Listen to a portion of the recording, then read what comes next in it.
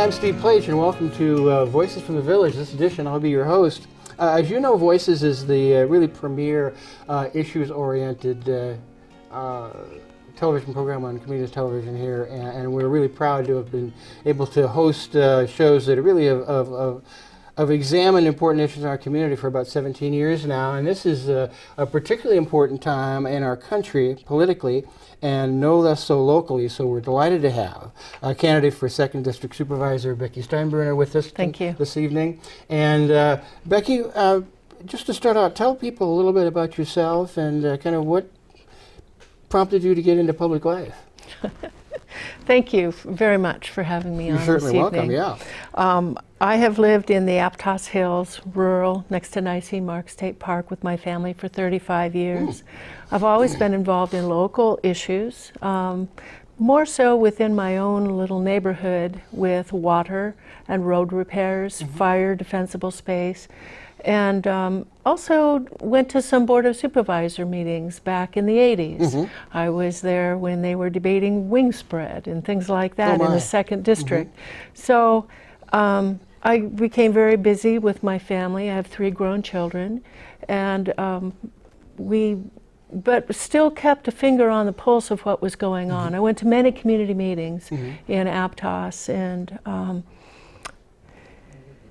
what really pulled me out of the mountains, so to speak, was the bulldozing of the world-famous post office jumps in Aptos. That was heartbreaking for me, and I had been to all of those meetings and didn't understand how any of this could be happening because it wasn't what the people wanted. That's what caused me to really dive in and investigate, how does government work? How does it really work? And that was in 2015. And in 2016, having talked with many people, I decided to run for county supervisor because Supervisor Friend would have run unopposed, and I think that's never a healthy thing for anyone. I was mentioning you and I have that in common. I ran against our Infinity in 2018 for a number of reasons, but that being one of them. The electoral process really demands that there be full democracy, and particularly when we're talking about somebody who's going to have the reins of a now $750 million county budget. Yes. Thank you. And I really want to add, we were talking a bit about how many people feel they must raise vast amounts of money, and that is simply not true.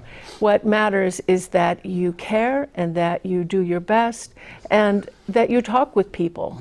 The money will come when it's needed. You don't have to have a $50,000 budget. I certainly don't. In 2016, I didn't even campaign because I didn't want to have to worry about that, but I still got about 20% of the votes. Yes, then. you did. So, in preparation for our discussion, I did look online, and you received more than 3,000 votes in a time when, and Zach only got 12,000 at a time, so it was very competitive in terms of the number of votes cast and the impact you were able to make on a small budget. Yes, and I had no signs. I mean, I went to the dollar store and got some green poster board and made some with marker and put them up in about 5 places. That was the extent of my campaign. The poverty-stricken candidate's best friend. But it was a healthy thing to do to give the people a choice on the ballot, and I think it was a healthy thing for the incumbent as well. And so now I'm running again, and this time I am campaigning because I know more. As I said, I've been to every single Board of Supervisor meeting for the last 4 years. I understand the issues. I'm concerned about the lack of meaningful public process in many arenas. And I want to work to change that, to encourage people working shoulder to shoulder with them, being their public servant, being their voice. And I want to work with the people to come to some better solutions that involve them and the community at large.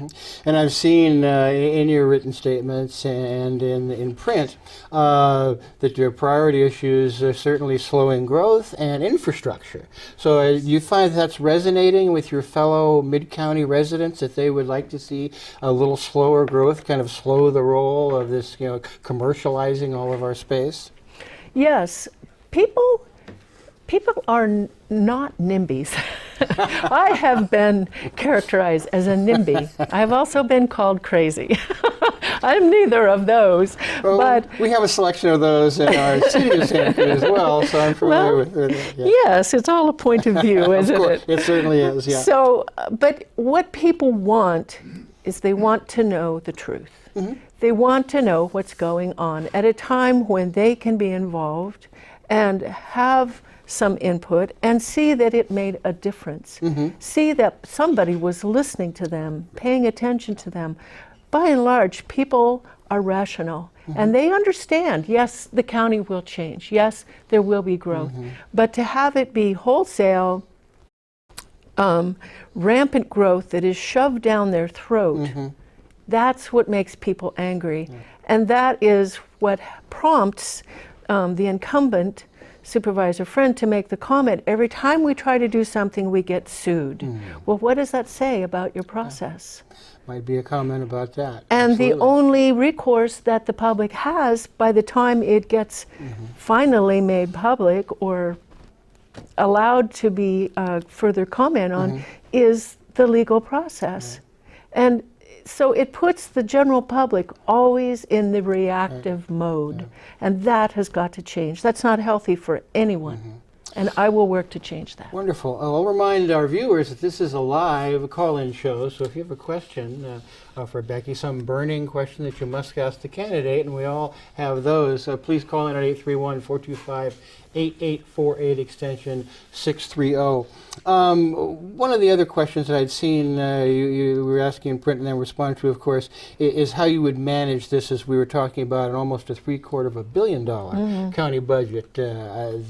We're all going to feel the impact of certain slowing growth and certain slowing monetary recessions. How do you combat that in terms of making sure we still have the services that you're talking about? Thank you. This is a massive budget. Yes, it is. And what we are looking at in 2021 is a tsunami of debt from the unfunded pension. And that's not just the county government, that's the city government, the fire department, the schools, everyone. And it's coming.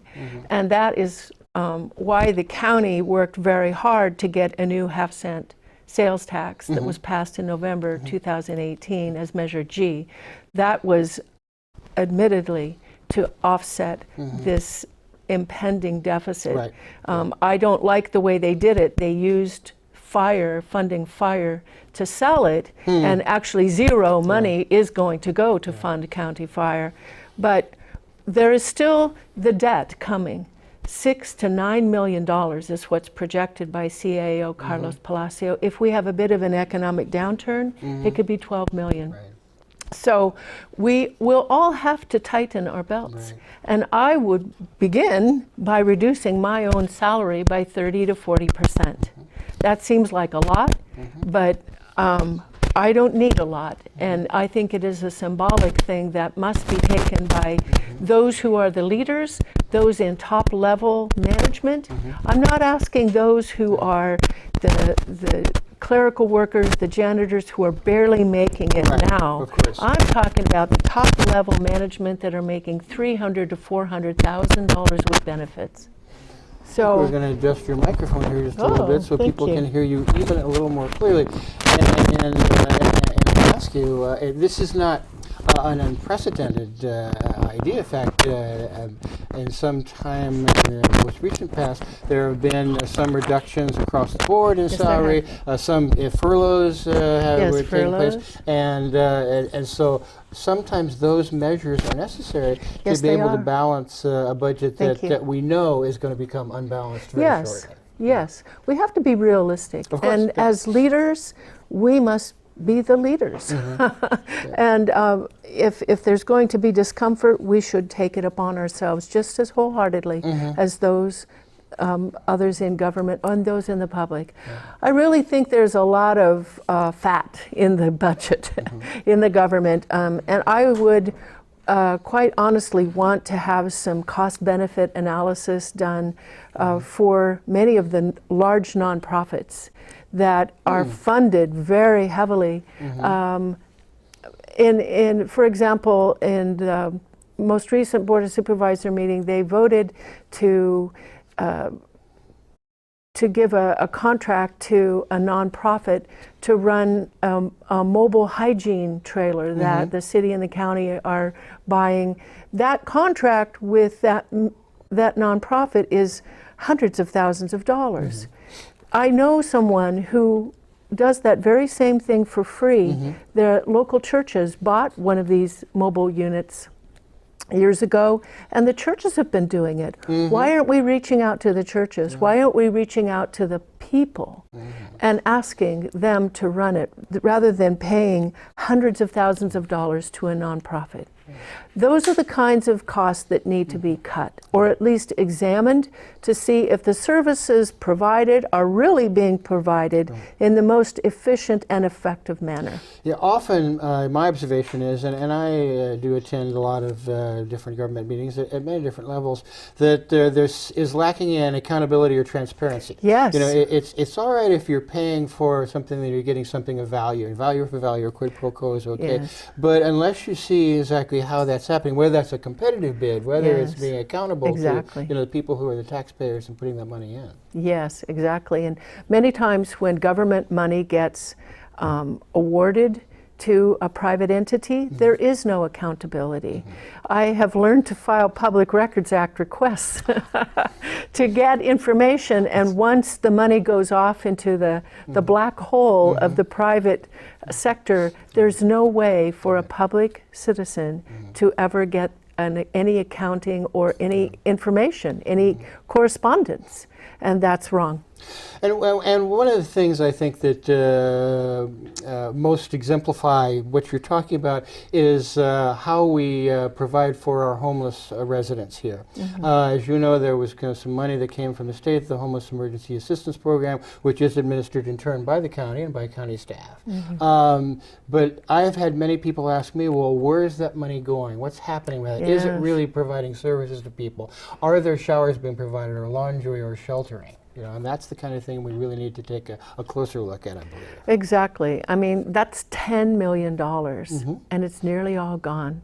What do we have? What has changed in the community to really address homelessness? The shelters stayed open longer, but that's a stopgap measure. Right. What I would do, I really like the model that Sonoma and Oakland have taken on with they call them the cabin communities, with tough sheds.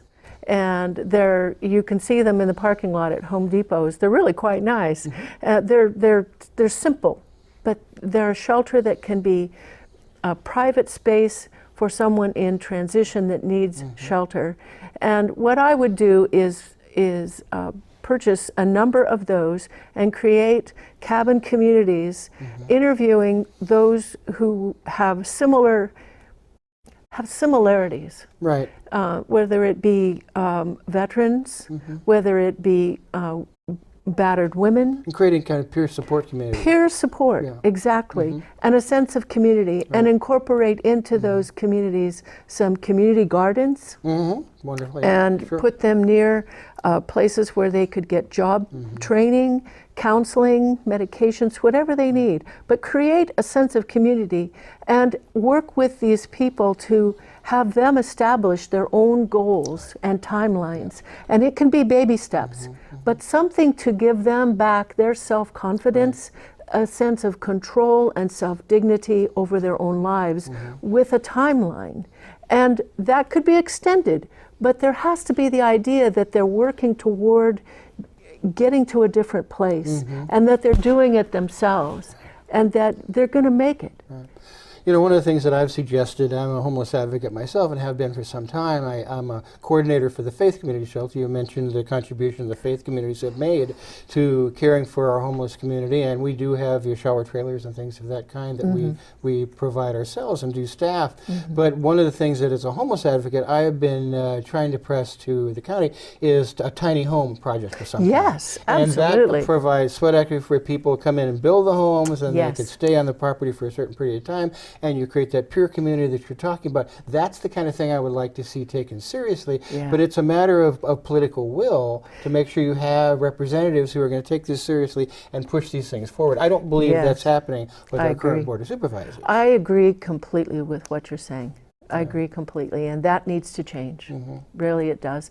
And it kind of goes back to this this dismissiveness toward the public. When people like you come with good ideas like that, why aren't they listening? Right. It's and you're not the only one. I have heard many people come. And why isn't the county listening? Why aren't the Board of Supervisors taking on a leadership role in this? And that needs to change. And I think there is a perception amongst the voters of Santa Cruz County when they look at their supervisors and gauge their performances that they don't seem to be as engaged as they should be. They don't seem to really be as transparent as they should be. Correct. And you really don't really see them out in the community as much as they should be, talking to their constituents, saying, well, what's important to you? What should I be concentrating on? What can I do for you? Yes, thank you. I agree completely. I really think that the real person running the show at the county government is the county administrative officer, Carlos Palacio. He replaced Susan Mariello. And the board seems to just go along with whatever recommendations the CAO makes. I never see them question anything, publicly anyway. And, in the 80s, there used to be really good discussion among the Board of Supervisors, and they didn't always agree. They rarely agreed, but they respectfully discussed things and voted from there. You never see that. You think that had anything to do with there was a little bit more gender balance at the time? Well, that would be nice, wouldn't it? That would be nice. That would be nice. Back in the names of, in the times of Ellen Puri and Jan Rob Lee Levy. Yeah, people like that. Well, maybe Becky Steinbruner we can add to that. I would love to be there. One of the things that we were talking about before we sat down for our live segment is the importance of mental behavioral health in our community. And of course, the county mental and behavioral health agency and the county health agency provide a huge service to our county.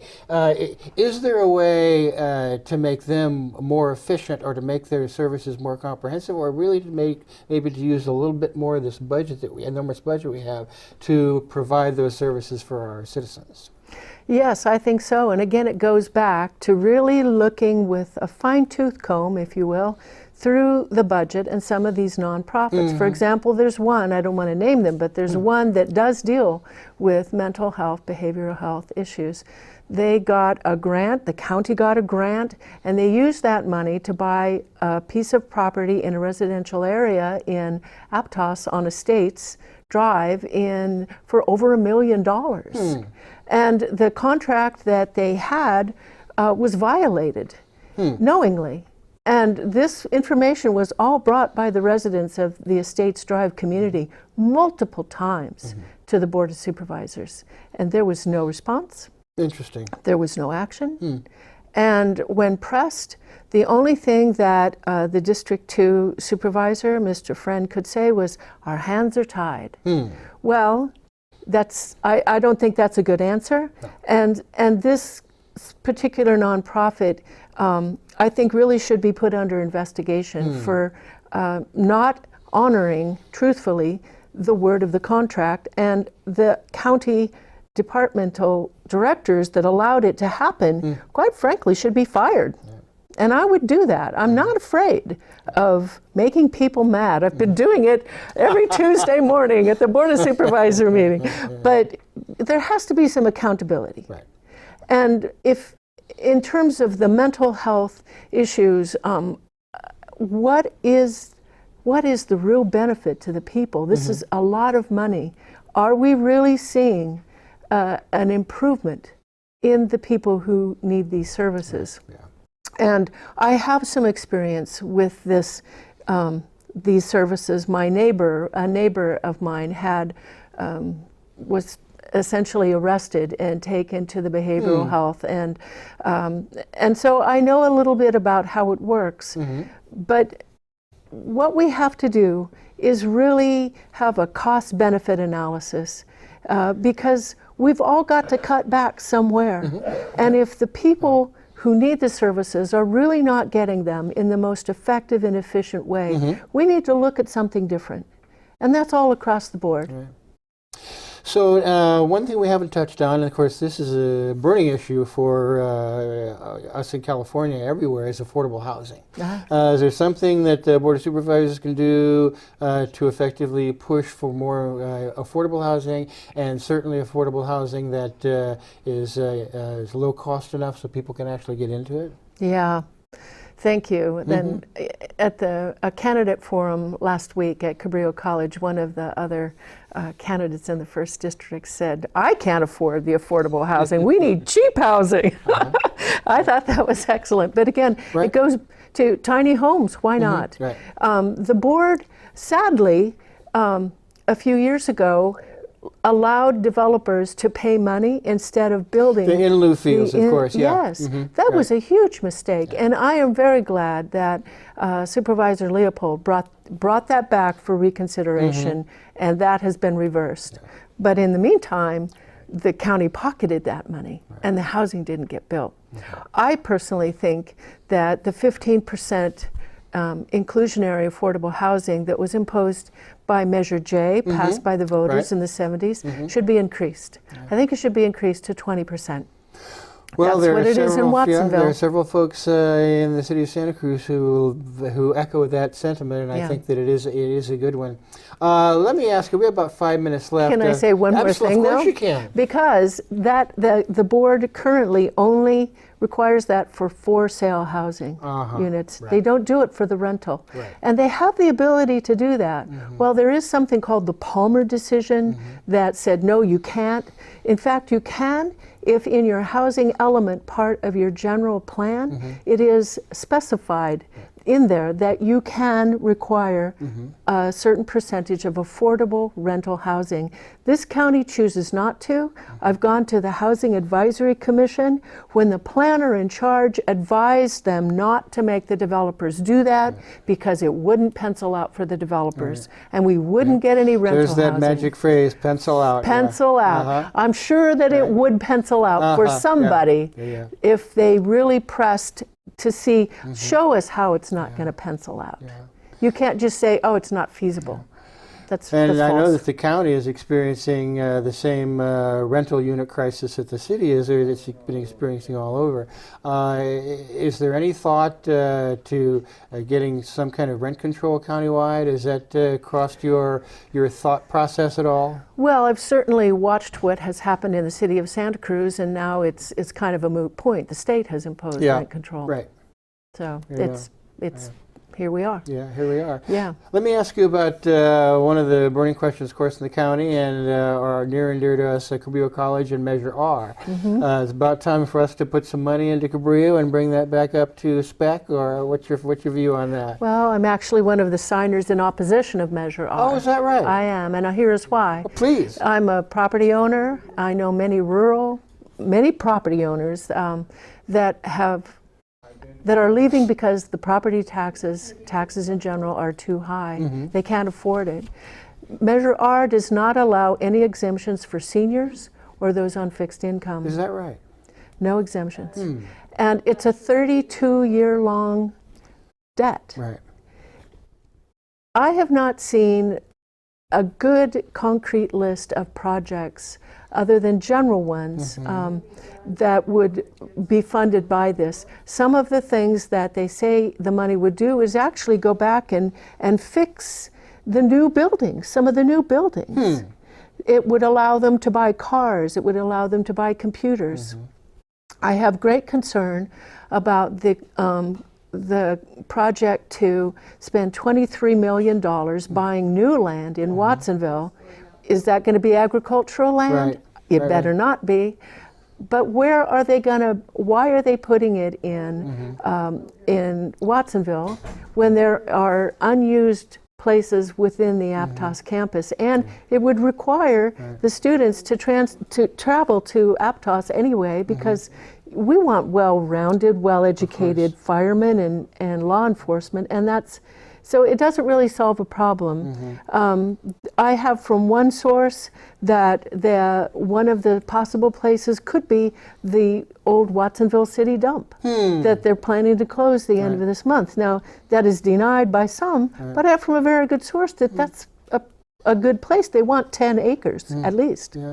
So there's already a certified facility of this sort at Monterey Peninsula College, and they are also expanding that program there. So we would be competing with them. You know, it's just the kind of thoughtful, comprehensive response that I would expect from a candidate for the 2nd District Supervisor, Becky Steinbruner. We have about a minute left. It's been wonderful having you here. Thank you very much. Best of luck between now and March 3rd. We expect great things on that election day. But do you have about a minute or so of something you'd like to tell our viewers before we go out? Well, thank you very much again for inviting me here this evening.